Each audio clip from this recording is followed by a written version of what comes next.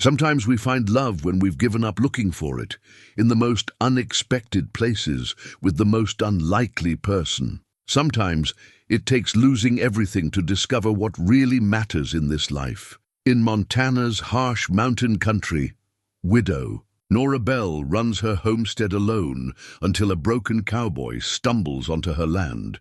What starts as simple kindness grows into something deeper, but when their pasts catch up to them, will their love be strong enough to survive? Before we jump back in, tell us where you're tuning in from, and if this story touches you, make sure you're subscribed, because tomorrow I've saved something extra special for you. The wooden cross stood weathered and grey against the Montana sky, carved by hands that knew both tenderness and strength. Nora Bell knelt beside it each morning, her fingers tracing the letters she'd etched 3 winters ago. Thomas Bell, beloved husband, gone too soon. The earth beneath was hard-packed now, no longer the soft mound of fresh grief, but something permanent and settled, like the ache in her chest that had learned to live alongside her breathing. She rose slowly, brushing dirt from her worn denim, and looked out across the homestead that stretched before her like a promise she was still trying to keep. The cabin sat solid and square against the mountainside, built by Thomas's hands in the early years of their marriage when hope ran as high as the surrounding peaks. Smoke curled from the chimney, carrying the scent of pine and coffee into the crisp October air. Behind the cabin, the barn stood ready for winter, its red paint faded but its bones still strong. This land had been Thomas's dream first, but it had become hers in ways she never expected. Every fence post driven into the rocky soil, every crop coaxed from the unforgiving earth, every long winter night survived alone. They had all shaped her into something harder and more resilient than the young woman who'd followed her husband. West, with stars in her eyes and softness in her heart, the worn wedding ring on her finger caught the morning light as she adjusted her hat. She'd stopped wearing it on her ring finger 2 years ago, moving it to her right hand, where it felt less like a promise to the dead and more like a reminder of what she'd been capable of loving. People in town, the few times she made the journey down the mountain, would glance at her hands and nod with that particular mix of pity and respect reserved for young widows who'd chosen independence over remarriage. Not that there'd been many offers. At 32, Nora knew she was past the age when most men looked for wives, especially men in this country where women were expected to be soft and grateful. She was neither. 3 years of running this place alone had carved away everything. Unnecessary, leaving behind someone who could birth a calf in a blizzard, shoot a coyote at 100 yards, and negotiate grain prices with the shrewdness of a banker. Her nearest neighbor, Frank Morrison, lived 5 miles down the valley where the land flattened out enough for easier farming. Frank was a good man, a widower himself, and Nora suspected he harbored feelings that went beyond neighborly concern. He brought her surplus vegetables sometimes, lingered over coffee at her kitchen table, and always found reasons to check on her before the worst weather hit. She appreciated his kindness, but felt nothing that resembled the fire she'd known with Thomas. In town, there was also Doc Henley's son, James, recently returned from back east with a medical degree and modern ideas about courtship. He'd called on her twice last summer, speaking earnestly about the advantages of combining their properties and the wisdom of companionate marriage between 2 sensible people. Nora had served him coffee and listened politely, but something in her rebelled against the calculated nature of his proposal. Marriage, she believed, should be about more than good sense and compatible acreage. The truth was, she'd built a life, and that suited her exactly. She rose before dawn, tended her animals, worked her garden, and spent her evenings reading by lamplight or working on the quilt that had been growing slowly on her loom for 2 years. She spoke to Thomas sometimes, telling him about her day or asking his opinion on matters of business. His voice had grown fainter over the years, but she could still feel his presence in the rhythm of this place, in the way the wind moved through. The pines he'd planted along the cabin's north side. Money was tight. It was always tight for small homesteaders. but she managed. Her chickens provided eggs for trade in town. Her garden supplied most of her food, and she'd learned to be creative with repairs and improvements. The roof needed patching before winter set in properly, and the north pasture fence had been damaged by a fallen tree during the last storm. These were tasks she could handle herself, but they would eat up time she needed for other preparations. Winter in this country was not a season, but a siege. The snow would come early and stay late, sometimes trapping her for weeks at a time. She'd learned to plan accordingly, stockpiling food, fuel, and supplies with the methodical precision of someone who understood that carelessness could mean death. Her root cellar was already full of preserved vegetables, her woodshed stacked high with split logs, her pantry lined with jars of canned goods that would see her through until spring. But this year felt different somehow. Maybe it was the way. The aspens had turned golden earlier than usual, or the way the elk had moved down from the high country sooner than expected.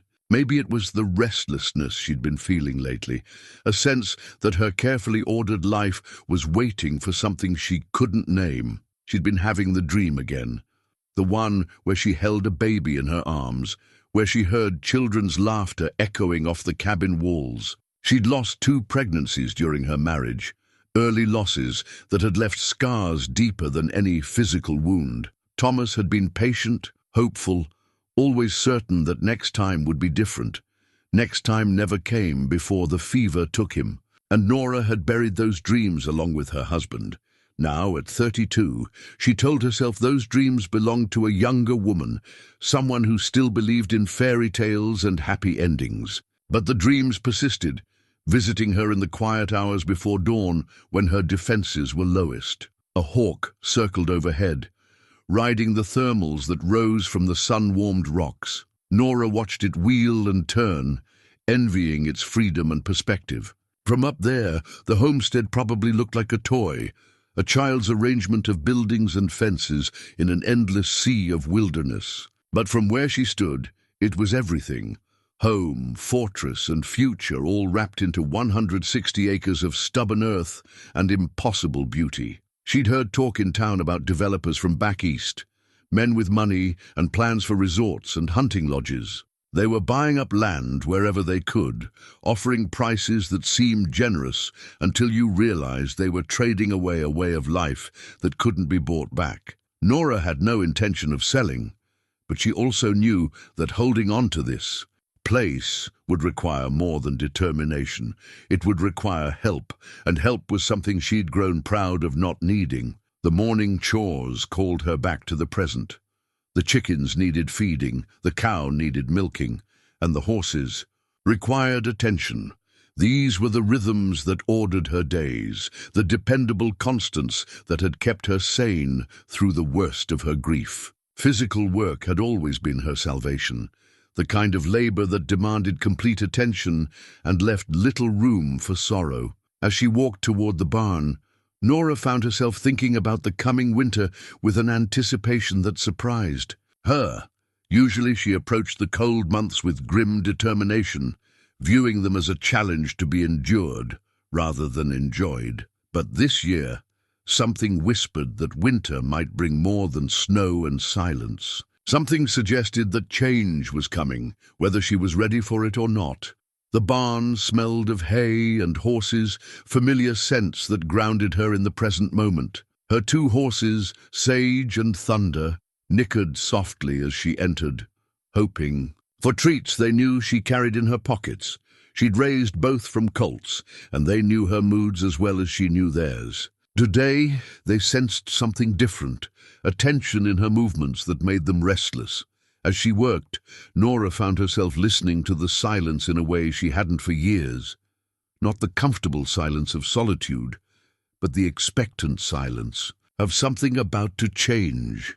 The mountains held their breath, the wind paused in its endless conversation with the pines, and somewhere in the distance, she could almost hear the sound of footsteps on the long road that led to her door. The sound reached her first, hoofbeats irregular and labored, nothing like the steady rhythm of a healthy horse. Nora paused in her milking, head tilted toward. The barn door, where morning light carved sharp rectangles in the dust-moted air. Sage whinnied from his stall, ears pricked forward with interest rather than alarm, which told her the approaching rider was alone and likely in trouble. She finished with the cow quickly, her movement sufficient despite the curiosity pulling at her attention. In this country, an unexpected visitor could mean anything from a lost traveler to serious trouble, and 3 years of living alone had taught her to prepare for both.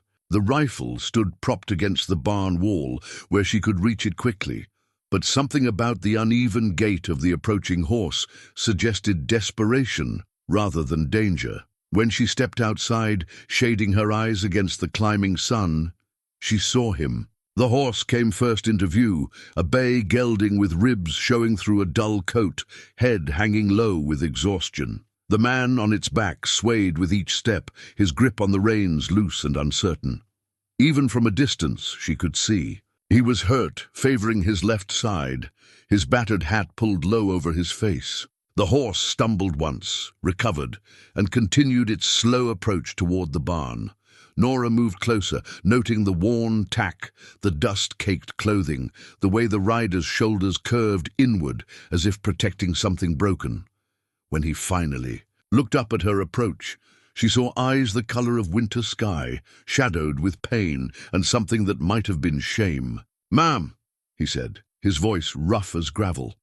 "I don't mean to impose. My horse and we're in a bad way." He slid from the saddle with careful movements that spoke of recent injury, nearly stumbling as his feet hit the ground. Up close, she could see the purple bruising along his jaw, the split lip, the way he held his left arm close to his body. His clothes told a story of hard travel, denim worn thin at the knees, boots that had walked more miles than they'd ridden, a shirt that had once been white but now carried the stains of dust and blood and desperate living. "You're hurt," she said, stating the obvious because sometimes the obvious needed acknowledging. "Nothing that won't heal," he replied, though the slight tremor in his voice suggested otherwise. "It's my horse I'm worried about. He's carried me farther than any animal should have to, and he's about done." Nora looked at the bay gelding, noting the labored breathing, the sweat-matted coat, the way he stood with all 4 legs braced as if he might fall. The horse was indeed in bad shape, pushed beyond reasonable limits by circumstances she could only imagine. "When did you last eat?" she asked. The question seemed to surprise him. "Yesterday morning, I think. Maybe the day before." He tried to straighten, to summon some dignity from his depleted reserves. "I can work for food, ma'am. I'm handy with repairs, good with animals. I don't take charity." Something in the set of his shoulders, the way he met her eyes despite his circumstances, reminded her of Thomas in his prouder moments. This was a man who'd fallen hard, but hadn't forgotten what it meant to stand upright. She made a decision that surprised her with its swiftness. "Bring your horse to the barn," she said. "We'll see what we can do for both of you." The relief that crossed his features was quickly masked, but she caught it, a glimpse of gratitude so profound it spoke of recent despair. He led the horse with gentle hands, murmuring words of encouragement that the animal seemed to understand. Inside the barn, he helped her unsaddle the gelding with movements that showed familiarity with horses and gear, despite his obvious pain. "Name's Eli Crowley," he said, as they rubbed down the exhausted horse. "This here's Scout. We've been together about 8 years now." "Nora Bell," she replied, noting how gently he handled the animal, how Scout responded to his touch despite his exhaustion.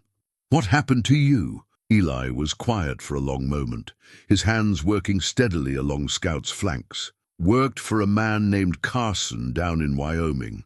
Thought he was honest, but it turned out he had different ideas about honesty than I did. When I called him on it, he decided I was the problem. The bruises on his face suggested the disagreement had gone beyond words. So you left? He fired me.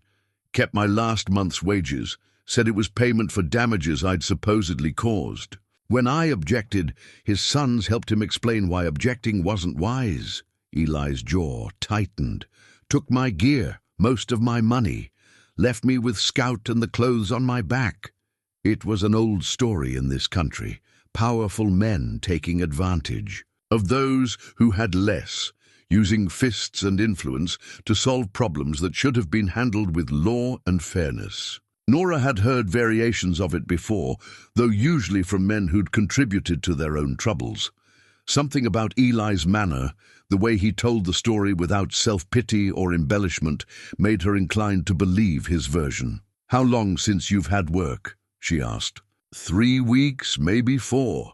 Been riding north looking for something. Scout and we've been living on hope and not much else. She led them to the cabin, noting how Eli moved, careful but determined, like a man who'd learned to push through pain without making a show of it. His eyes took in the homestead with the practiced assessment of someone who understood land and livestock, noting the well-maintained buildings, the orderly layout, the signs of competent management. Inside, she ladled stew from the pot that always simmered on her stove, added thick slices of bread, and set the meal before him without ceremony. He ate with the controlled hunger of someone who'd been truly empty, savoring each bite while maintaining enough dignity to use proper manners. She poured coffee and sat across from him, studying his face in the better light. He was younger than she'd first thought, probably 30 or so, with the kind of weathered features that came from years of outdoor work. His hands were calloused but clean, his movements economical and graceful despite his injuries. When he finished eating, he looked up at her with something approaching normal color in his cheeks. "Thank you," he said simply. "I'll work off what I owe you." "What kind of work do you do?" she asked. "Anything that needs doing. I'm good with horses, cattle, sheep if you have them. Can fix fence, repair buildings, handle a plow or a hammer. Worked construction before I took up cowboying. My father was a carpenter. He made sure I learned the trade before I learned anything else." Nora considered him carefully. The roof did need repairs before winter, and the north fence was still damaged from the storm. Having an extra pair of hands around the place would make the preparation work go faster, and something about Eli Crowley suggested he was the kind of man who would work hard and honestly for his keep. But there was also the matter of reputation to consider. A young widow living alone with a drifter would provide enough gossip to last the county through winter. Not that she cared overmuch about gossip, but in a small community, reputation mattered. In practical ways, it affected credit, business relationships, and the willingness of neighbors to help in emergencies. "I can offer you work for a few weeks," she said finally. "Meals, a place to sleep in the barn, and enough wages to get you outfitted for whatever comes next. But I'll expect honest work and no trouble." "Yes, ma'am," he said, and she could see he understood the boundaries she was setting. "What about Scout?" "He can stay in the barn, recover his strength. Looks like he could use a few weeks of good feed and rest as much as you could." For the first time since his arrival, Eli smiled, a genuine expression that transformed his battered features and reached his winter sky eyes. "I'm grateful, Mrs. Bell. You won't regret this." As she watched him finish his coffee, Nora found herself hoping that was true. Something about Eli Crowley felt different from the usual run of drifters who passed through this country. Whether that difference would prove to be blessing or complication remained to be seen.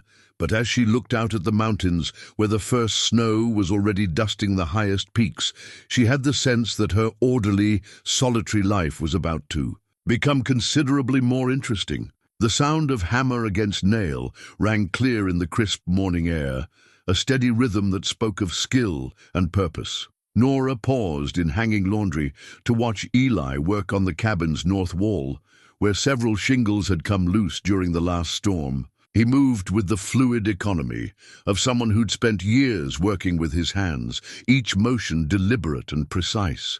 It had been 5 days since his arrival, and the change in both man and horse was remarkable. Scout grazed contentedly in the near pasture, his ribs no longer visible through a coat that was beginning to shine with proper care. Eli had filled out some, too, the gaunt hollows in his cheeks softening with regular meals, though the bruises still painted dark reminders across his jaw. "You're favoring that left side," Nora called up to him. "It's nothing," he replied without stopping his work. "It's cracked ribs, most likely. I've seen enough of them to know." He paused then, hammer suspended mid-swing, and looked down at her with something that might have been surprise. "You have medical training?" "Life training," she said, pinning another shirt to the line. 3 years of doctoring animals and fixing myself when things go wrong. You learn to recognize the signs." Eli climbed down from the ladder with careful movements that proved her assessment correct. Up close, she could see the lines of pain around his eyes that he'd been hiding with constant motion and stubborn determination. "Thomas, my husband, he broke his ribs twice," she said, folding a sheet with practiced efficiency. "First time falling off a roof, second time when a horse kicked him. Both times he tried to work through it. Both times he made it worse by not letting them heal proper." "How long?" Eli asked. 6 weeks for the first break, 8 for the second, because he wouldn't listen to sense the first time around. She could see him calculating, weighing the luxury of healing time against the practical necessity of earning his keep. It was a familiar struggle in this country, where stopping work often meant not eating. "The roof work can wait a few days," she said. "There's plenty that needs doing that won't require climbing and stretching." That afternoon she found him in the barn, carefully working oil into a piece of leather harness that had been cracked and stiff from age. His movements were slow and meditative, and she could see how the repetitive motion eased the tension in his shoulders. "My father taught me this," he said without looking up. "Said a man who could work leather properly would never go hungry. Because there's always something that needs mending. Where is he now, your father?" "Dead these 10 years. Consumption took him the winter I turned 20. Eli's hands never paused in their work. "My mother followed him 6 months later. Think, she just got tired of fighting without him." The simple statement carried depths of old grief that Nora recognized. "I'm sorry. It was a long time ago. They had a good marriage, though. 32 years of partnership, raising 4 children, building something that lasted. Not everyone gets that." There was no self-pity in his voice, just acceptance tinged with something that might have been longing. Nora found herself wondering about his story, the choices that had led him to Carson's ranch, and the confrontation that had left him bruised and broke. "You have siblings?" she asked. "Had. My oldest brother died in a mining accident, my sister from fever the same year as our parents. My younger brother went east after the funeral, said he'd had enough of hard country and harder luck. Haven't heard from him since." The litany of loss was delivered matter-of-factly, but Nora heard the echo of isolation beneath the words. Here was a man who'd buried his family and lost his connections, who'd been drifting from job to job without anything to anchor him to place or purpose. "What brought you to Wyoming?" she asked. "Work. Carson ran one of the biggest operations in the territory, had a reputation for treating his men fair. Of course, reputation and reality don't always match up. What exactly happened between you two?" Eli's hands stilled on the leather, and for a moment she thought he wouldn't answer. When he spoke, his voice was carefully controlled. Carson was running cattle that didn't belong to him, cattle with brands that had been worked over, if you know what I mean. When I figured it out, I made the mistake of thinking he'd want to know about it, thinking maybe his foreman was cheating him. Turned out Carson knew exactly what was happening. He was the one ordering it. Cattle rustling was a hanging offense in most of this country, and not something a man accused lightly. If Eli was telling the truth, he'd stumbled into something that could have gotten him killed. So you confronted him? I told him I couldn't be part of it, that I'd have to find work elsewhere. That's when he decided I knew too much to just ride away. Said I was threatening him, trying to extort money to keep quiet. Eli resumed working the leather with deliberate strokes. His sons made sure I understood how he felt about threats. The story had the ring of truth, the kind of ugly situation that happened when honest men crossed paths with corruption backed by power. Nora had seen enough of the world to know that justice often came down to who had more guns and fewer scruples. "Did you report it to the law?" Eli gave her a look that held years of hard experience. Sheriff in that county is Carson's brother-in-law. Law tends to see things the way Carson wants them seen. It was an old problem in territory where the law was thin and justice often wore the face of whoever had the most influence. Nora understood why Eli had chosen to run rather than fight, but she also understood the cost of that choice, the way it marked a man as someone without power or protection. That evening they shared supper at her kitchen table, the conversation flowing easier than it had since his arrival.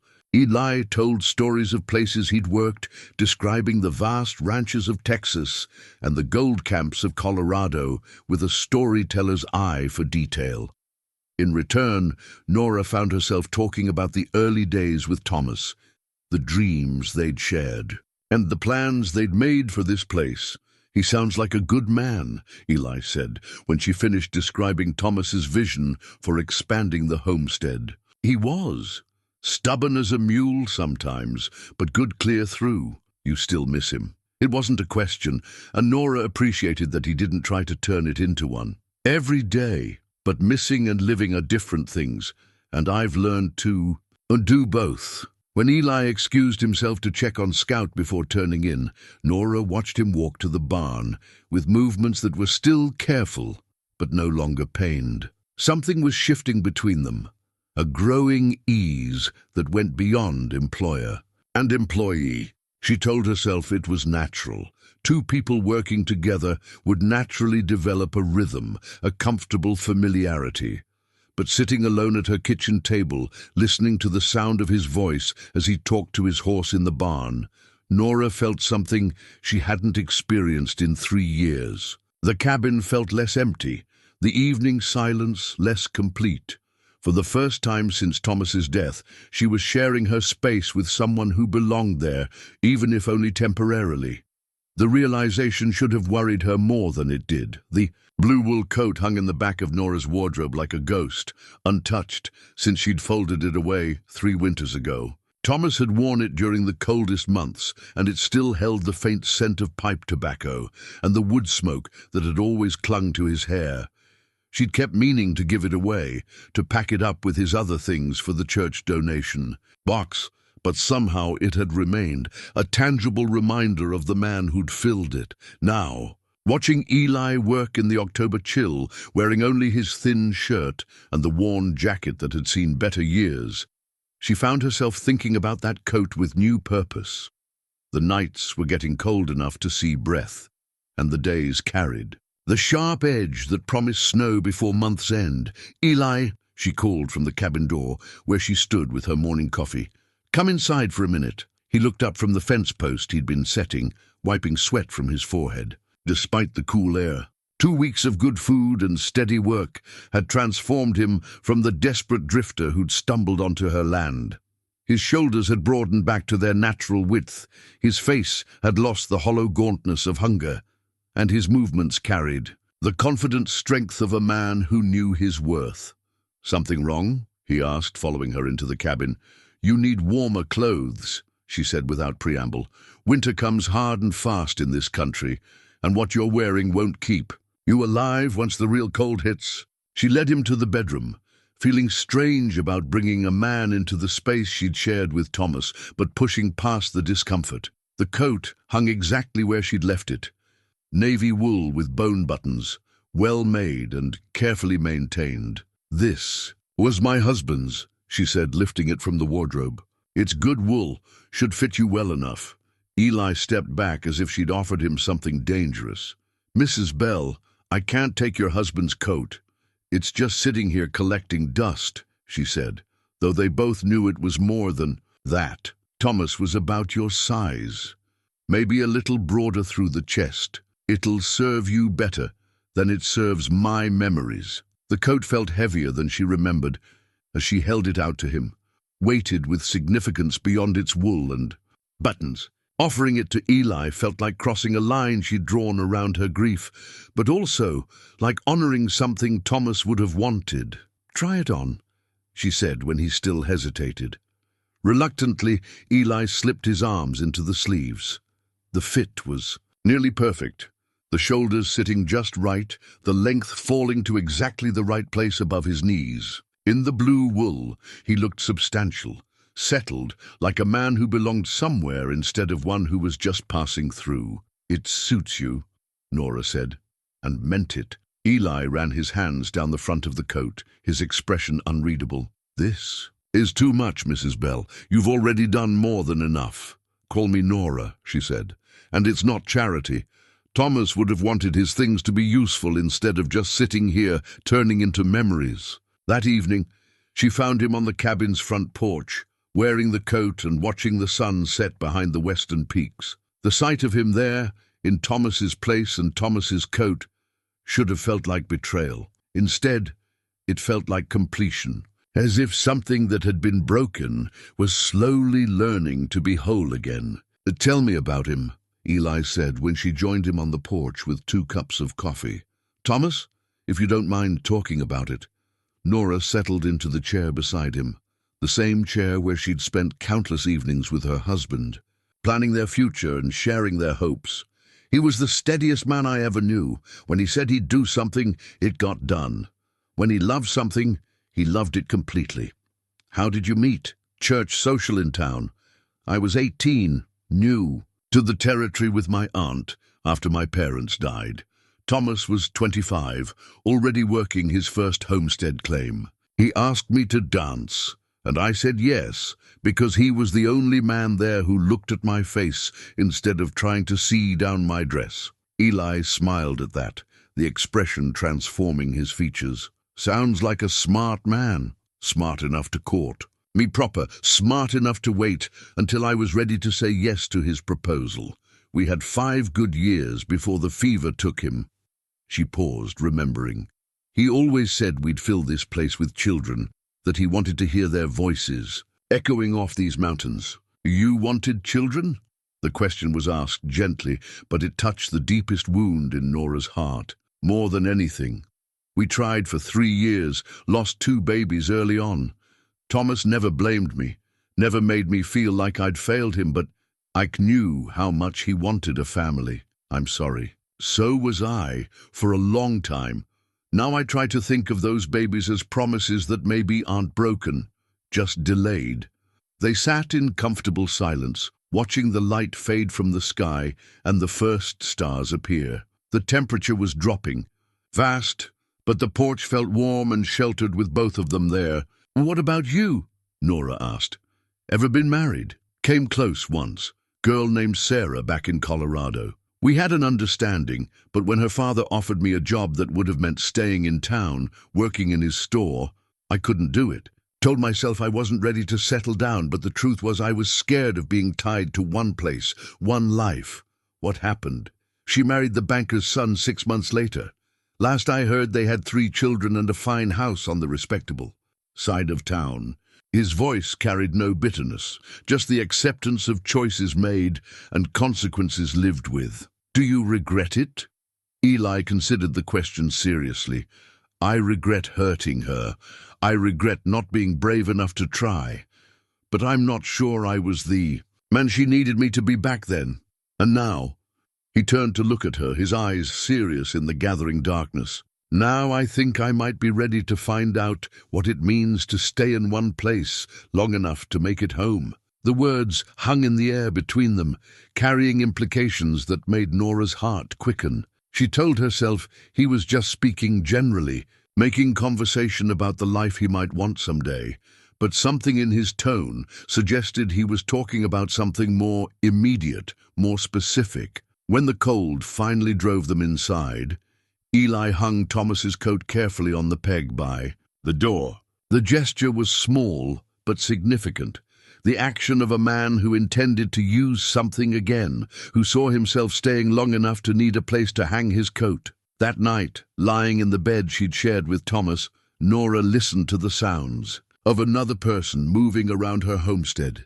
Eli checking the animals one last time, banking the fire in the barn's small stove, settling Scout for the night. The sounds were different from Thomas's evening routine, but they created the same sense of security, the knowledge that she wasn't facing the night alone. For the first time since her husband's death, Nora fell asleep, to the comforting awareness of another heartbeat sharing her patch of mountain solitude.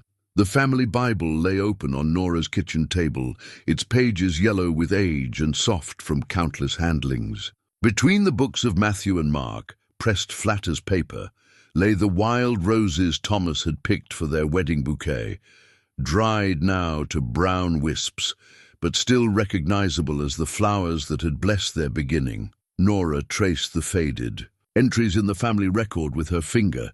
Births, deaths, marriages spanning 3 generations. Her own wedding was recorded there in Thomas's careful script, along with the dates of their lost babies, lives too brief for names, but precious enough to mark. Below those entries the page stood empty, waiting for a future that had seemed impossible until recently.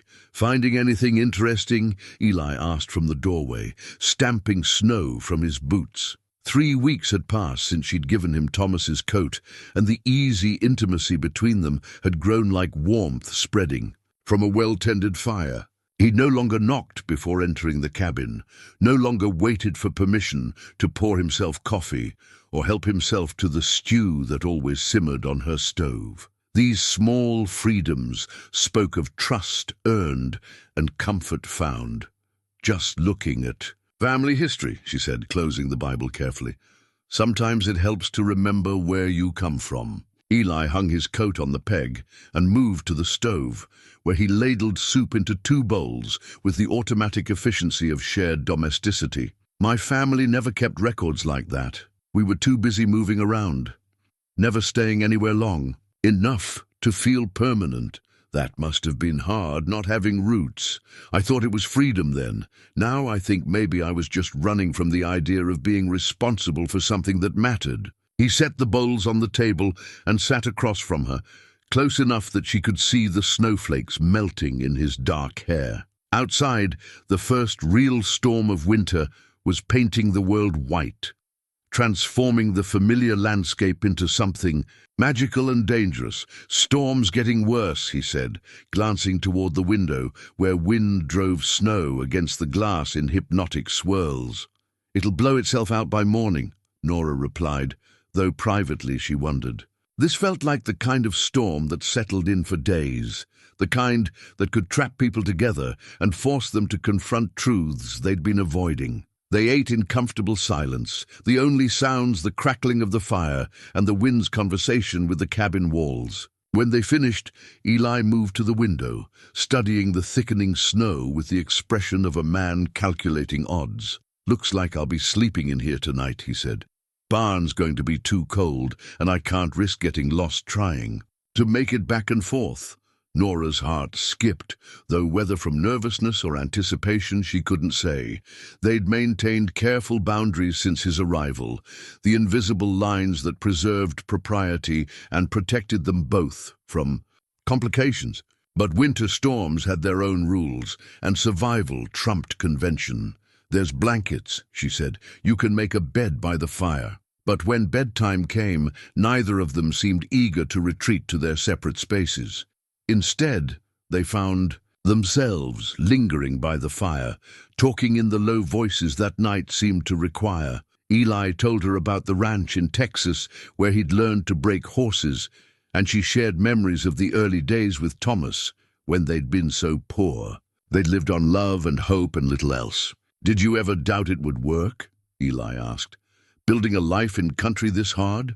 "Every day the first year," Nora admitted. "But Thomas had enough faith for both of us.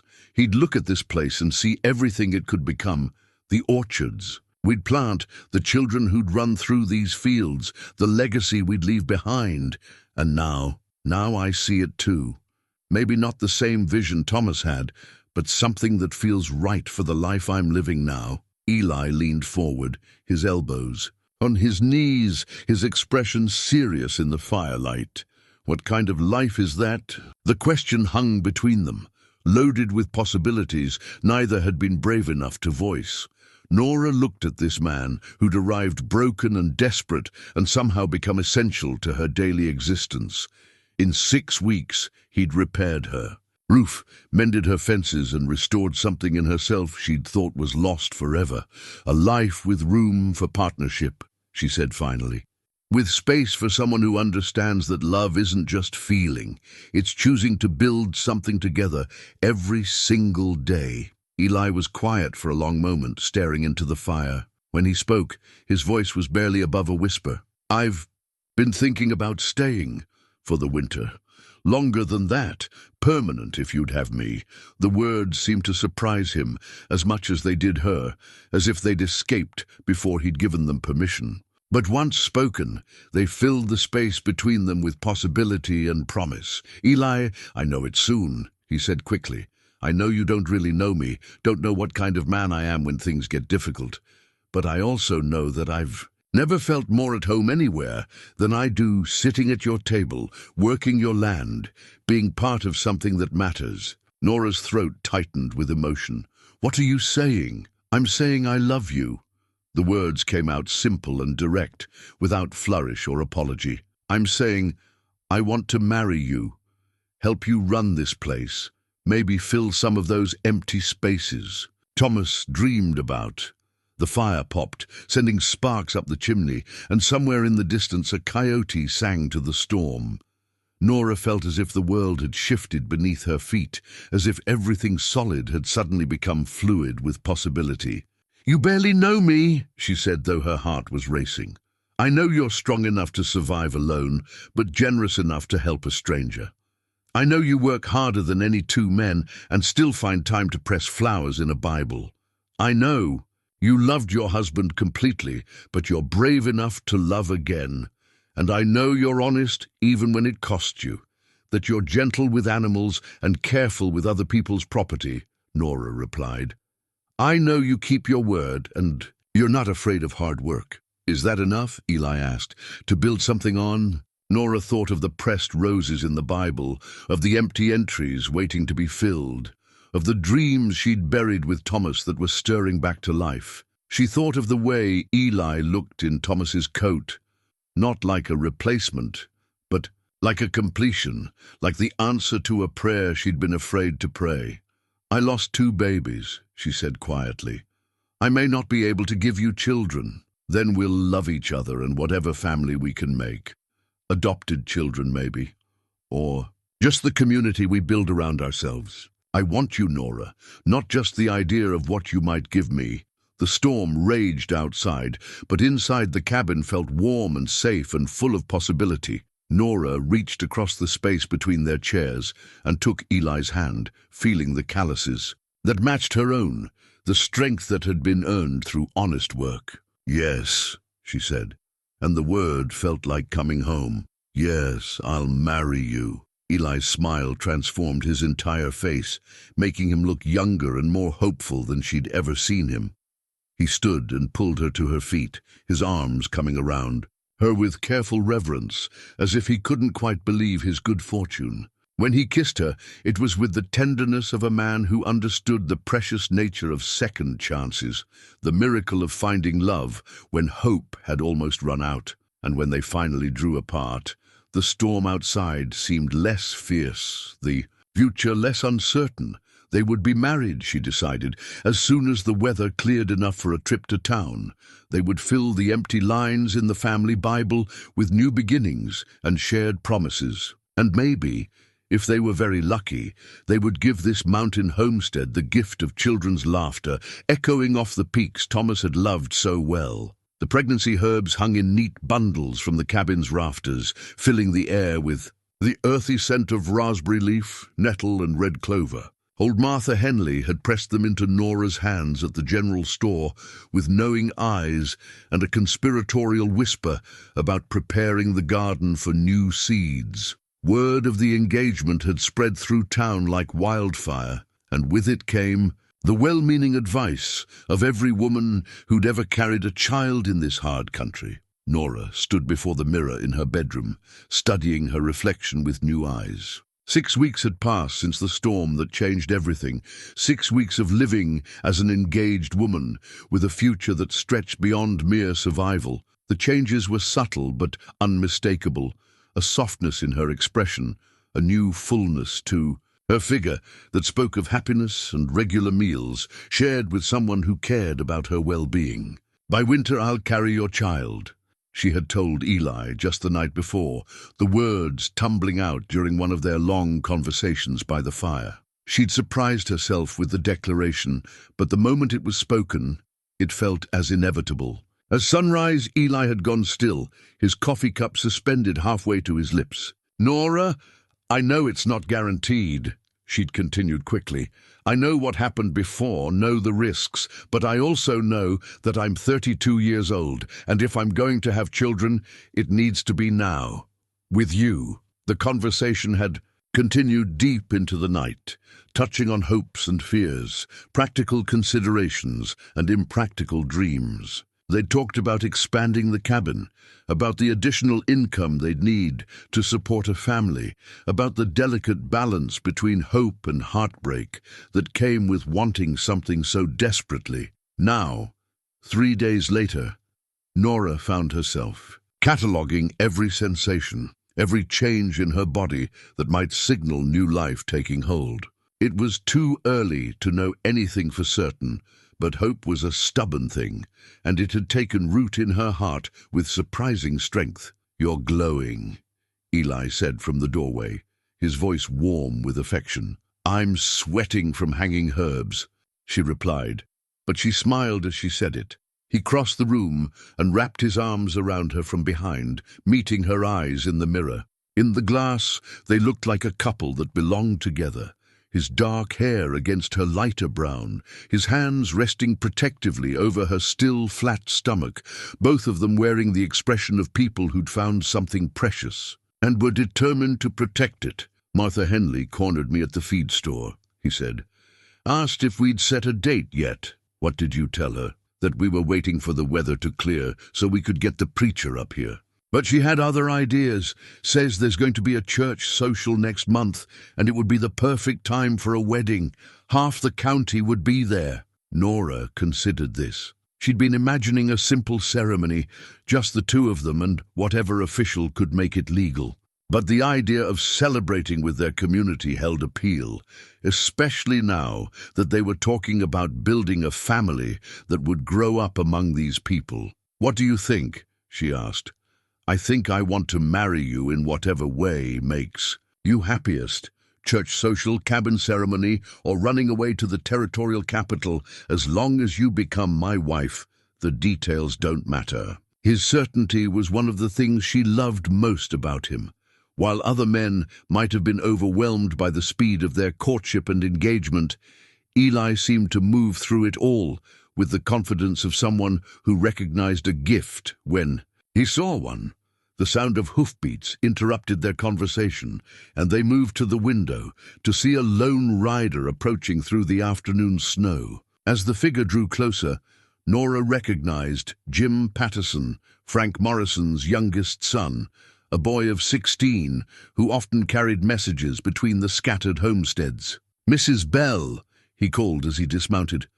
"Got a telegram for you from town." Telegrams were rare in this country, usually carrying news of death or disaster. Nora's hands shook slightly as she accepted the yellow paper, noting how Jim's eyes went wide when Eli appeared beside her wearing Thomas's coat, with the comfortable familiarity of ownership.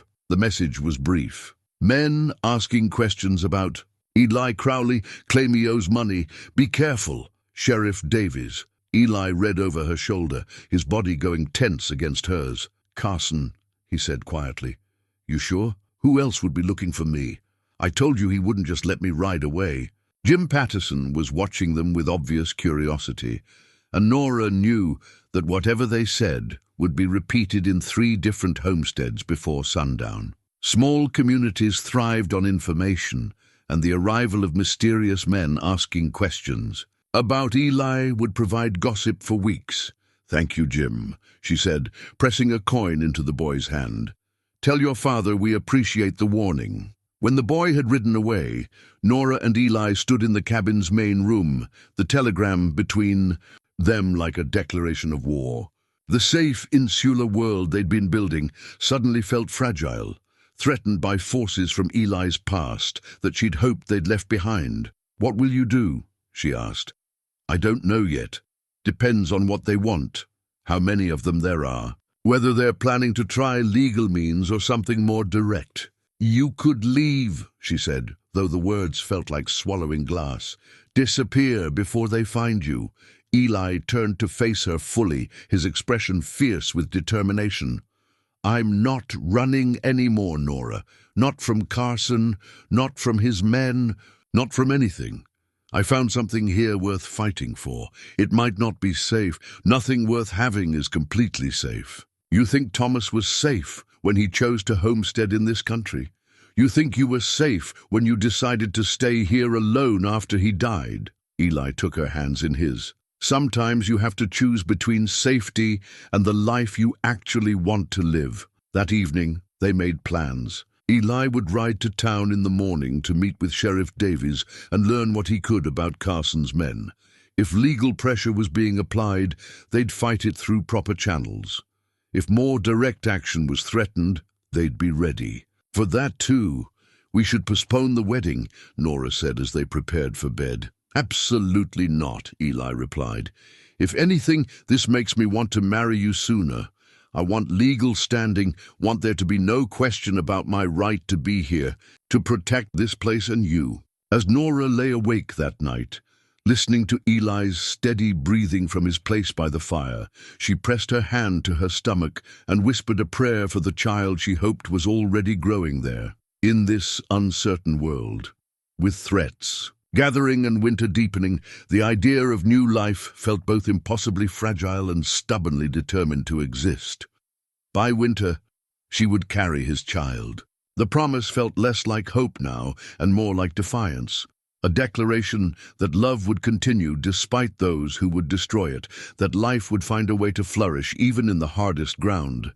The wanted poster lay flat on Sheriff Davies's desk like a snake coiled to strike. Black ink on yellow paper, it bore Eli's likeness, a rough but recognizable sketch that captured the set of his jaw and the intensity of his eyes. Above the image, bold letters spelled out words that changed. Everything wanted for murder. Nora stared at the document, her mind struggling to process what she was seeing. Below Eli's picture, the text continued in smaller print. Eli James Crowley, wanted in connection with the death of Robert Carson, Jr., armed and dangerous, reward $500. "When did this arrive?" Eli asked, his voice carefully controlled. "Sheriff." Davies, a weathered man in his 60s who'd known Nora since she was a girl, shifted uncomfortably in his chair. 2 days ago, Carson's men brought it when they rode into town. They're claiming you murdered his son in cold blood, then fled with money stolen from the ranch." "That's a lie," Eli said flatly. "Robert Carson, Jr. tried to assault one of the Mexican girls who worked in the house. When I stopped him, he came at me with a knife. I defended myself. You killed him? He fell and hit his head on the corner of the bunkhouse steps. I never meant for him to die, but I wasn't going to stand by and watch him hurt that girl." The sheriff leaned back in his chair, studying Eli with the expression of a man who'd heard too many stories over the years to take any of them at face value. "Can anyone verify that?" "The girl can. Her name was Maria Santos, but I doubt Carson's. Going to let her testify to anything that makes his son look bad." Nora found her voice at last. "You said he was stealing cattle. You never mentioned killing anyone." Eli turned to her, his eyes full of pain and regret. "I didn't think it mattered. I thought we'd left all that behind. I never imagined Carson would go this far." "Well, he has," Sheriff Davies said grimly. "And now I've got federal marshals involved, along with Carson's private men. They're asking questions all over the county, and it's only a matter of time before they track him here." The implications hit Nora like a physical blow. Everything they'd built, everything they'd planned, suddenly balanced on the edge of a knife. If Eli was arrested, he could hang for murder. If he ran, she'd lose him forever. If he stayed, he'd bring danger to her doorstep. "What are our options?" she asked. "Legally, Eli could surrender, try to fight the charges in court. But it would mean going back to Wyoming, facing a jury in Carson's territory with Carson's money paying for the prosecution. That's not justice. That's suicide, Eli said. Maybe. Or maybe you could find witnesses willing to testify for you, evidence that contradicts Carson's version of events. The girl, Maria, she saw everything. But getting her to testify would mean putting her life at risk. Carson wouldn't hesitate to have her killed to protect his story. Nora's mind was racing, trying to find solutions in an impossible situation. What about the cattle rustling? If we could prove Carson was breaking the law, without evidence, it's just Eli's word against a powerful rancher's. And right now, Eli's word doesn't carry much weight with a murder charge hanging over his head. The office fell silent except for the ticking of the clock on the wall and the sound of snow against the windows. Nora looked at the man she'd agreed to marry, seeing him clearly for perhaps the first time. He'd killed someone, in self-defense, he claimed, but the law didn't always distinguish between murder and justified killing. "Do you believe him?" she asked the sheriff. Davies was quiet for a long moment. "I've known you since you were knee-high to a grasshopper, Nora. You're one of the best judges of character I've ever met. If you trust this man enough to marry him, that carries weight with me. But my opinion won't matter if the federal marshals decide to arrest him. And Carson's got enough money to make this very complicated very quickly." Eli stood abruptly, pacing to the window where he could see the main street of town. "How many men did Carson send?" "4 that I've seen. Could be more. They're staying at the hotel, asking questions, showing that poster around. Word is they plan to search every homestead in the county until they find you." "Then maybe I should make this easy for everyone," Eli said quietly. "Turn myself in, face whatever comes." "No." The word came out of Nora with surprising force. "I won't let you sacrifice yourself for something you didn't do wrong. Nora, you saved that girl. You did what any decent man would do. The fact that Carson's son died doesn't make you a murderer." Sheriff Davies cleared his throat. "There might be another way. If we could get the girl to safety, convince her to testify, maybe build a case that shows what really happened." "How?" Eli asked. "She's probably hundreds of miles away by now, assuming Carson hasn't already silenced her permanently." "Actually," the sheriff said slowly, "she might be closer than you think. I've been hearing stories about a Mexican girl working at the Morrison place. Started there about 2 months ago. Frank Morrison's been keeping quiet about it, but word gets around." Nora's heart leapt. The Morrison ranch was only 5 miles from her homestead. If Maria Santos was there, if she was willing to tell the truth about what happened, "We need to talk to her," she said. "It's dangerous," Eli warned. "If Carson's men find out she's here, they'll kill her to keep her quiet. And anyone who tries to protect her, then we make sure they don't find out until it's too late," Nora replied. "We get her testimony, get it recorded properly, and present it to the authorities before Carson knows what's happening." The plan that emerged over the next hour was risky, but simple. Sheriff Davies would arrange for a territorial judge to come to town, ostensibly for routine court business. Meanwhile, Nora would approach Frank Morrison about speaking with Maria, and Eli would gather what evidence he could about Carson's cattle-rustling operation. "If this works," the sheriff warned, "Carson's going to be furious.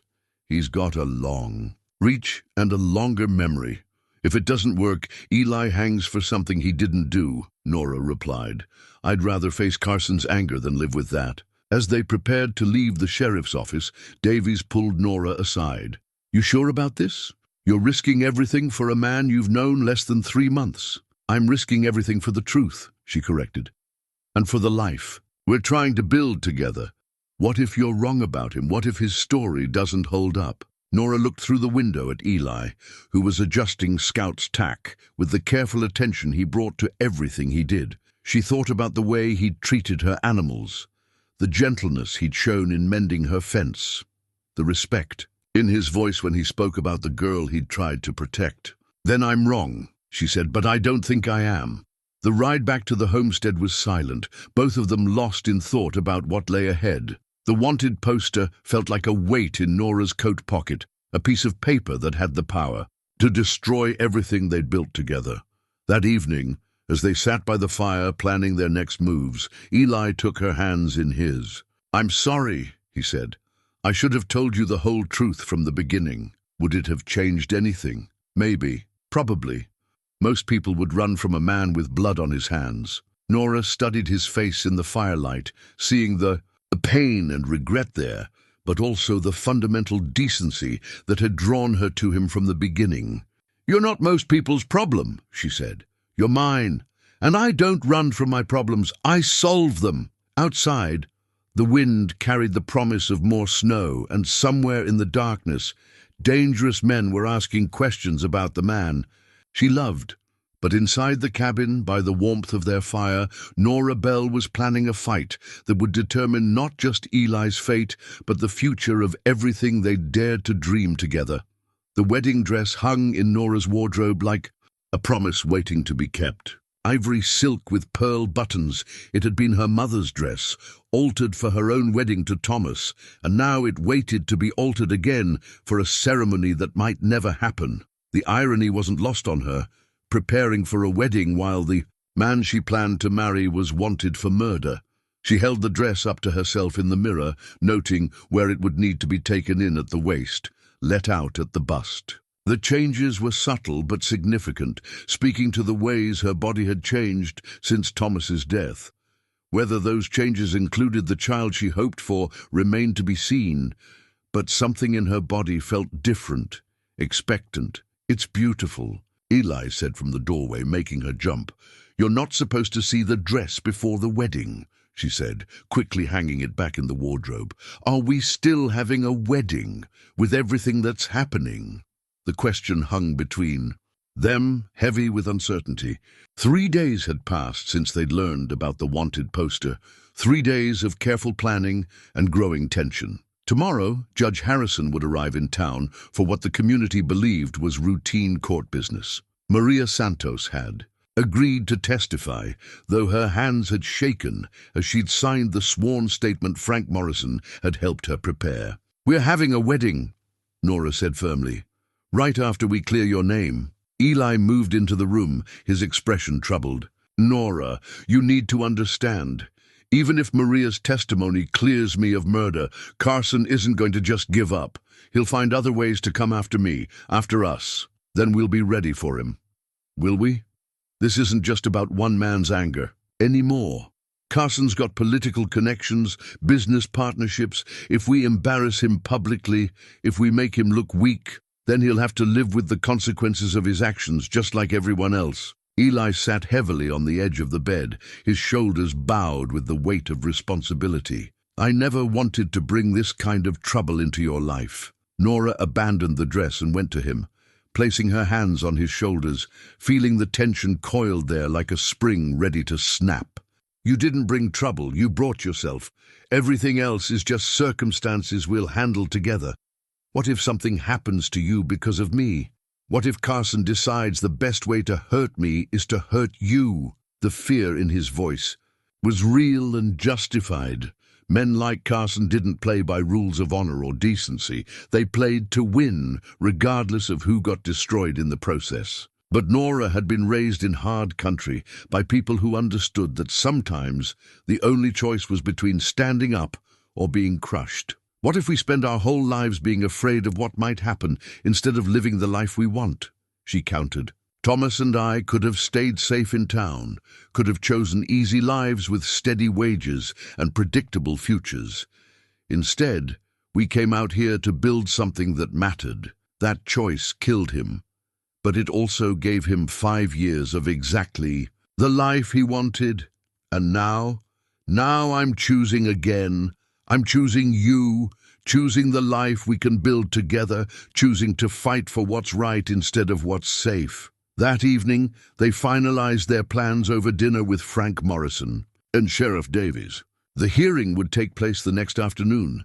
With Maria's testimony supported by documentation Frank had helped her prepare, notes about her employment history, letters from people who'd known her in Wyoming, anything that would establish her credibility.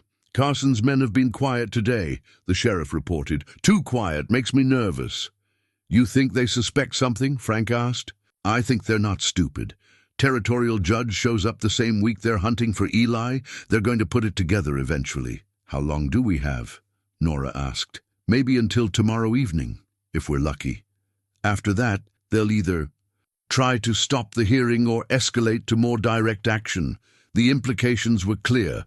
They had one chance to get this right. If the hearing went well, if Maria's testimony was believed, Eli would be cleared of murder charges. If it went badly, or if Carson's men intervened, they could all end up dead.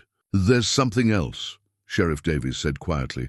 I got word from the territorial capital. There's been questions asked about Carson's business dealings, suggestions that maybe the federal authorities are taking interest in his cattle operations. That's good news, isn't it? Nora asked. Could be, or could mean Carson's feeling desperate, backed into a corner. Desperate men do desperate things. After Frank and the sheriff left, Nora and Eli spent the evening in quiet preparation. He cleaned his rifle and checked his ammunition while she went through Thomas's papers, looking for anything that might be useful, land records, business correspondence, anything that established their legitimate claim to the homestead and their standing in the community. I found something, she said, pulling out a letter from a wooden box. Thomas wrote to the territorial governor 2 years before he died, complaining about cattle rustling in the area. He mentioned Carson by name, said there were rumors about altered brands and stolen herds. Eli looked up from his rifle. That could help establish a pattern of criminal behavior. It's not much, but it's something. Thomas was respected. His word carried weight. If Carson's been operating illegally for years, it might be enough to cast doubt on his version of events. They worked in companionable silence, two people preparing for battle with the methodical care that might mean the difference between victory and disaster. When everything was ready, when every detail had been considered and every contingency planned for, they sat together by the fire for what might be their last peaceful evening. Tell me about the future, Eli said, pulling her close against his side. What future? The one where we win, where Carson gets what he deserves, where we clear my name and get married and live happily ever after. Nora closed her eyes and let herself imagine it. We'll have the wedding at the church social like everyone expects. I'll wear my mother's dress, and you'll wear your best clothes, and half the county will be there to celebrate with us. And after, we'll come home to our place. Not my place or yours, but ours. We'll expand the cabin like we planned, add rooms for the children. We'll plant Thomas's orchard and build the life he dreamed about. How many children? Eli asked, his hand moving to rest over her stomach. As many as God gives us, starting with the one I hope is already growing. They sat in the fire's warmth, painting pictures of a future that felt both impossible and inevitable. Tomorrow would bring danger and uncertainty, but tonight they had each other and the dream of what they might build together. Whatever happens, Eli said finally, I want you to know that these months with you have been the happiest of my life. You gave me something I didn't even know I was looking for. What was that? Home, not just a place to sleep or work, but somewhere I belonged, someone who saw me as worth keeping. Nora turned in his arms, studying his face in the firelight. You are worth keeping, Eli Crowley. You're worth fighting for, worth risking everything for. Tomorrow, we're going to prove that to the world. When they finally went to bed, Eli to his blankets by the fire, Nora to the bedroom she'd soon share with her husband, the wind outside carried the sound of distant hoofbeats. Carson's men were moving, positioning themselves for whatever they planned to do next. But inside the cabin, two people slept the deep sleep of those who'd made their choice and found peace with the consequences. Tomorrow would bring the reckoning they'd been preparing for, the moment when everything they'd built together would either stand strong or fall to pieces. The wedding dress hung ready in the wardrobe, waiting for a bride who might be a widow, before she ever became a wife. The courthouse was packed beyond capacity, with standing room only for the crowd that had gathered to witness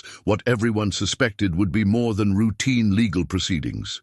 Word had spread despite efforts at secrecy, and now half the county seemed determined to see how the drama between the mountain widow and the wanted man would play out. Judge Harrison, a stern man with silver whiskers and sharp eyes, surveyed the crowd with obvious displeasure. "This is a legal hearing, not a circus," he announced. "Anyone who cannot conduct themselves with appropriate decorum will be removed." Nora sat in the front row, wearing her best dress and trying to project confidence she didn't feel. Behind her, she could sense the weight of community opinion, some supportive, some skeptical, all intensely curious about the man she'd chosen to defend. Eli sat beside Sheriff Davies at the defendant's table, his posture straight and his expression calm despite the chains around his wrists. Carson's men occupied the back of the courtroom, four hard-faced individuals who looked more like hired guns than legitimate law enforcement. Their leader, a man with pale eyes and a scar across his left cheek, watched the proceedings with the focused attention of a predator waiting for the right moment to strike. "This hearing," Judge Harrison continued, "will determine whether sufficient evidence exists to extradite Mr. Eli Crowley to Wyoming Territory to face charges of murder in the death of Robert Carson, Jr. The burden of proof lies with the prosecution." The prosecutor, a young lawyer who'd arrived with Carson's men, stood to present his case. His arguments were straightforward. Eli had fled Wyoming after killing Carson's son, abandoning his job and disappearing into the territory. The wanted poster was evidence of his guilt, the circumstances of his flight proof of consciousness of wrongdoing. The defendant, the prosecutor concluded, is a dangerous fugitive who has evaded justice for months. Wyoming Territory demands his return to face trial for murder. When Sheriff Davies rose to present Eli's defense, the courtroom grew silent. "Your Honor, new evidence has come to light that casts serious doubt on the charges against Mr. Crowley. We have a witness who was present during the alleged crime, someone who can testify to what actually happened." "Present your witness," Judge Harrison said. Maria Santos walked to the front of the courtroom with dignity despite her obvious fear. She was younger than Nora had expected, perhaps 20, with dark hair pulled back severely and hands that trembled as she was sworn in. When she spoke, her English was careful but clear, each word chosen with the precision of someone who understood that lives hung in the balance. "I worked in Mr. Carson's house for 6 months, she said, her voice steady despite her nervousness. "I cleaned, cooked, took care of the household duties. Mr. Robert, the son, he had been drinking that night. He cornered me in the kitchen, said things that were not proper." "What kind of things?" the judge asked gently. "He said I should be grateful for the work, that I should show my gratitude in ways that were not part of my job. When I tried to leave, he grabbed me, tore my dress. He was very strong and I could not get away." The courtroom was utterly silent now, every person hanging on her words. Nora could see Carson's men exchanging glances, their expressions darkening with each word Maria spoke. "What happened next?" Sheriff Davies prompted. "Mr. Eli came to get water for his horse. He heard me cry out, came into the kitchen. When he saw what was happening, he told Mr. Robert to let me go. Mr. Robert became very angry, said no cowboy would tell him what to do with his property." "His property?" Judge Harrison's voice sharpened. "That is what he called me, his father's property. Mr. Eli said I was not property, that I was a person who deserved respect." Mr. Robert became more angry, pulled out his knife. The testimony continued with devastating clarity. Maria described how Robert Carson, Jr. had lunged at Eli with the blade, how Eli had defended himself, how in the struggle Carson had fallen backward down the bunkhouse steps, striking his head. "On the stone foundation. He was alive when Mr. Eli and I pulled him away from the steps," Maria testified. "Breathing but unconscious. Mr. Eli wanted to get the doctor, but then Mr. Carson, the father, arrived with his other sons. They saw Robert on the ground, saw the blood, and immediately accused Mr. Eli of murder." "Did anyone examine Robert?" "Carson Jr.? the judge asked. "No, sir. His father said he was dead, said Mr. Eli had killed him. But I could see that he was still breathing. Mr. Carson told his sons to hold Mr. Eli while he decided what to do. That is when Mr. Eli broke free and ran. He told me to run too, said Mr. Carson would blame me for what happened." Sheriff Davies presented the written testimony Maria had prepared, along with letters from her previous employers attesting to her character. The evidence painted a picture dramatically different from the one Carson had presented. Not murder, but self-defense. Not a criminal fleeing justice, but a man escaping a kangaroo court. "Do you have any evidence to contradict this testimony?" Judge Harrison asked the prosecutor. The young lawyer looked uncomfortable. "Only the statements provided by Mr. Carson and his surviving sons, Your Honor. They maintain that the defendant murdered Robert Carson, Jr. in cold blood. Were any of these witnesses present during the alleged crime?" "Well, no, sir. They arrived after the fact." Judge Harrison leaned back in his chair, clearly troubled by what he'd heard. "So, we have one witness who was present during the incident, testifying that it was self-defense against multiple witnesses who arrived after the fact and presumably saw only the aftermath. The tension in the courtroom was palpable. Carson's men were whispering among themselves, their hands moving restlessly near their weapons. The community members were dividing into camps, those who believed Maria's testimony and those who questioned whether a Mexican girl's word could be trusted over that of a respected rancher. "Your Honor," the prosecutor said desperately, "even if we accept this woman's version of events, the fact remains that Robert Carson, Jr. is dead and the defendant fled the scene. That flight demonstrates consciousness of guilt. Or, Sheriff Davies countered, it demonstrates an understanding that justice might not be available through official channels in a county where the alleged victim's father controls the law enforcement." As the arguments continued, Nora noticed Carson's men growing more agitated. Their leader was staring at Maria with undisguised hostility, and she could see him calculating odds, measuring distances, preparing for action that would have nothing to do with legal proceedings. The hearing was going well, better than they dared hope, but Nora had the growing conviction that Carson's men weren't planning to let it end peacefully. Whatever happened next, she suspected it would be decided by violence rather than law. The military medal felt heavy in Nora's hands as she approached Eli during the brief recess Judge Harrison had called to consider the testimony.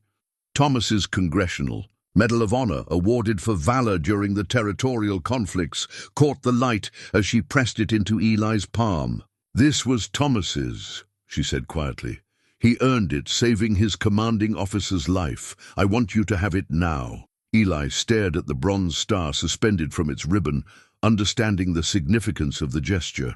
This wasn't just a keepsake. It was acceptance, validation, a symbol that he'd earned his place not just in her heart, but in the legacy Thomas had left behind. "Nora, I can't—" "You can, and you will," she said firmly. "Thomas would have wanted it to go to someone who understands what it means to risk everything for what's right." Before Eli could respond, the sound of raised voices from the courthouse steps drew their attention. Through the windows, they could see Carson's lead man arguing with someone in the crowd.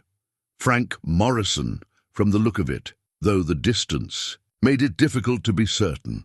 Judge Harrison returned to his bench, calling the hearing back to order. After careful consideration of the testimony and evidence presented, this court finds insufficient grounds for extradition. The charges against Eli Crowley appear to be based on incomplete information and contradicted by credible eyewitness testimony. The courthouse erupted. Cheers from Eli's supporters mixed with angry shouts from those who'd sided with Carson's version of events. Through the chaos, Nora saw the scarred man who led Carson's crew stand abruptly, his hand moving to his gun. "Furthermore," Judge Harrison continued, raising his voice above the tumult, This court recommends that the territorial authorities investigate the allegations of cattle theft and obstruction of justice that have been raised regarding Mr. Carson's operations in Wyoming. That was too much for Carson's men. The scarred leader drew his pistol, pointing it directly at Maria Santos. "That girl's a liar," he shouted, "and anyone who believes her is a fool." The courthouse went silent, except for the sound of weapons being drawn. Sheriff Davies had his rifle aimed at Carson's man, but 3 other guns were now pointed in various directions, at Maria, at Eli, at the judge himself. "Put your weapons down," Davies ordered. "You're in violation of territorial law." "Territorial law doesn't apply to us," the scarred man replied. "We're here on federal business, and we're taking our prisoner back to Wyoming one way or another." "The hell you are," Frank Morrison's voice boomed from the back of the courtroom. "This hearing was conducted proper and legal. The judge has made his ruling." The standoff stretched taut as a wire, everyone waiting for someone to make the first move. Nora could see Eli calculating distances, preparing to throw himself between Maria and the gun pointed at her. The medal in his hand seemed to pulse with the weight of honor and sacrifice. Then Judge Harrison stood, his voice cutting through the tension with judicial authority. "Gentlemen, you are in contempt of this court. Sheriff Davies, arrest these men for threatening witnesses and disturbing legal proceedings." "Try it," the scarred man snarled, swinging his gun toward the judge. "Federal authority trumps territorial." He never finished the sentence. Eli launched himself across the space. Between them, Thomas's medal still clutched in his fist. The 2 men crashed into the wooden benches, fighting for control of the weapon as the courthouse erupted into chaos. Gunshots rang out. Davies firing at one of Carson's men, Frank Morrison wrestling with another, the crowd screaming and diving for cover. Through the melee, Nora saw Eli and the scarred man rolling on the floor, each trying to gain advantage over the other.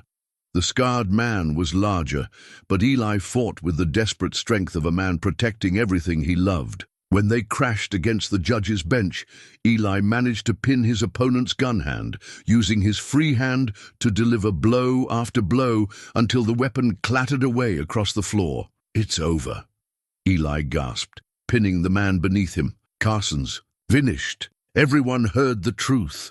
The scarred man's response was to pull a knife from his boot, slashing upward toward Eli's throat.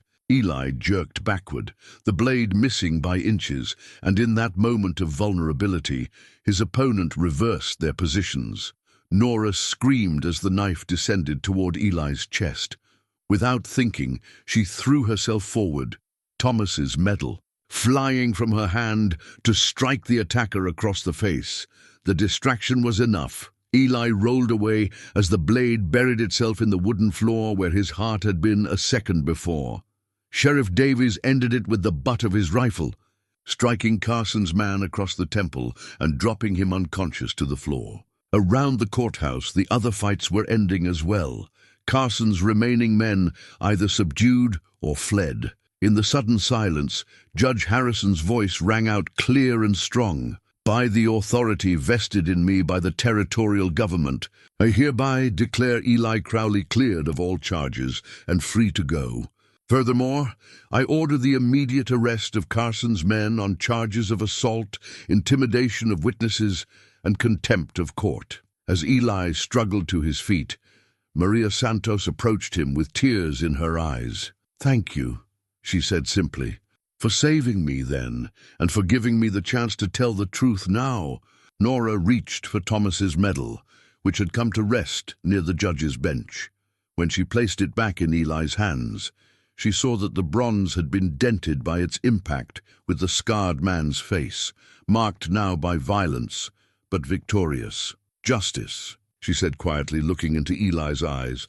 "Thomas would be proud." The baby cradle sat in the corner of the expanded cabin's main room, its wood still fragrant with the scent of pine shavings and careful craftsmanship. Eli had carved it during the long winter months, working by lamplight after his daily chores. "We're done, creating something beautiful from rough lumber and patient love. Now, in the soft light of early spring, it waited for the child who would arrive any day. Nora moved carefully around the kitchen, one hand supporting her rounded belly as she prepared breakfast for the men who'd come to help with the spring planting. 6 months had passed since the courthouse confrontation. 6 months of peace and growth, and the gradual building of the life they'd dreamed about during those uncertain nights by the fire. "How are you feeling?" Eli asked, appearing at her side with the quiet attentiveness that had marked his care throughout her pregnancy. "Like I'm carrying a very active calf," she replied, pausing as another kick made itself known. "This child definitely has your restless energy." Eli's hand joined hers on her belly, his face lighting up when he felt their child's movement. The wonder in his expression never dimmed, even after months of feeling those small feet and elbows asserting themselves against the boundaries of their world. Outside, they could hear the voices of Frank Morrison and his sons, along with several other neighbors who'd come to help prepare the fields for planting. The community that had rallied around them during the trial had only grown stronger in the months since, creating bonds of mutual support that made the harsh country feel more like home. The wedding had taken place 3 weeks after the hearing, exactly as Nora had envisioned, at the church social with half the county in attendance. She'd worn her mother's dress, altered to accommodate the early changes of pregnancy, and Eli had stood beside her in his best clothes, with Thomas's medal pinned to his vest. When they'd spoken their vows, promising to love and honor each other. Through whatever came, the words had carried the weight of trials already survived and battles already won. Carson's operations in Wyoming had indeed been investigated, just as Judge Harrison had recommended. The territorial authorities had found evidence of extensive cattle rustling, bribery of local officials, and intimidation of witnesses. Carson himself had fled east rather than face trial, abandoning his ranch and his claims to respectability. His surviving sons had scattered, leaving behind a legacy of corruption that was slowly being cleaned up by honest lawmen. Maria Santos had stayed in the territory, eventually marrying Frank Morrison's eldest son in a ceremony that had been almost as well attended as Nora and Eli's. She'd proven to be a valuable addition to the community, her skills in household management, and her gentle way with children making her a sought-after neighbor when families needed help. "The fields look good," Eli said, gazing out the window at the land they'd prepared together. Thomas knew what he was doing when he chose this spot. "He'd be pleased to see it thriving," Nora agreed, "and he'd be pleased to know you're the one carrying on his work." The relationship between Eli and Thomas's memory had evolved over the months, moving from careful respect to something approaching partnership. Eli had made improvements to the homestead that Thomas had never thought of, while honoring the essential vision that had brought Thomas and Nora to this mountain valley in the first place. The morning progressed, with the comfortable rhythms of shared work and community cooperation. Nora supervised the preparation of the midday meal, while the men worked in the fields, their voices carrying across the warming air as they planned the crops that would sustain their families through another year. It was while she was kneading bread dough that the first pains struck, not the gentle ache she'd grown accustomed to, but something sharp and insistent that made her gasp and grip the edge of the table. "Eli!" she called, and something in her voice brought him running from the barn. One look at her face told him everything he needed to know. "Frank!" he shouted toward the fields. "Send someone for Doc Henley!" The next several hours passed in a blur, of preparation and waiting, of Eli holding her hand through the contractions, while Martha Henley bustled around the cabin making ready for the birth. When Doc Henley finally arrived, breathless from his ride up the mountain, everything was ready. "Looks like this baby's not planning to wait for anyone," he said, with the calm competence of a man who delivered dozens of children in frontier conditions. The birth itself was swift and intense, a culmination of months of hope and careful preparation. When their son finally made his appearance, announcing his arrival with lusty cries that echoed off the cabin walls, both Nora and Eli wept with relief and joy. "He's perfect," Martha Henley declared, placing the cleaned and swaddled baby in Nora's arms. Strong lungs, all his fingers and toes, and look at that head of dark hair. Eli leaned over them both, his finger tracing their son's tiny features with reverent wonder. "Thomas," he said quietly. "His name is Thomas." Nora looked up at her husband, seeing the decision reflected in his eyes. They'd discussed names during the long winter evenings, but somehow she'd known it would come to this, honoring the man whose dreams they were fulfilling, whose legacy they were carrying forward. "Thomas Crowley," she agreed, testing the sound. "Of it, he'll have big boots to fill. He'll fill them his own way," Eli said, "with love to guide him and good ground beneath his feet." As the sun set behind the western peaks, painting the sky in shades of gold and rose, the expanded Crowley family settled into their first evening together. The baby nursed contentedly while Eli rocked the cradle he'd made, testing its gentle motion in preparation for the nights to come. Outside, the mountains stood eternal and protective, guardians of the valley where love had triumphed over fear, where trust had overcome suspicion, where two broken people had found the courage to build something whole and lasting together. The promise had been kept. By winter's end, Nora had indeed carried Eli's child. But more than that, they'd carried each other through the storms of doubt and danger into a spring filled with new life and endless possibility.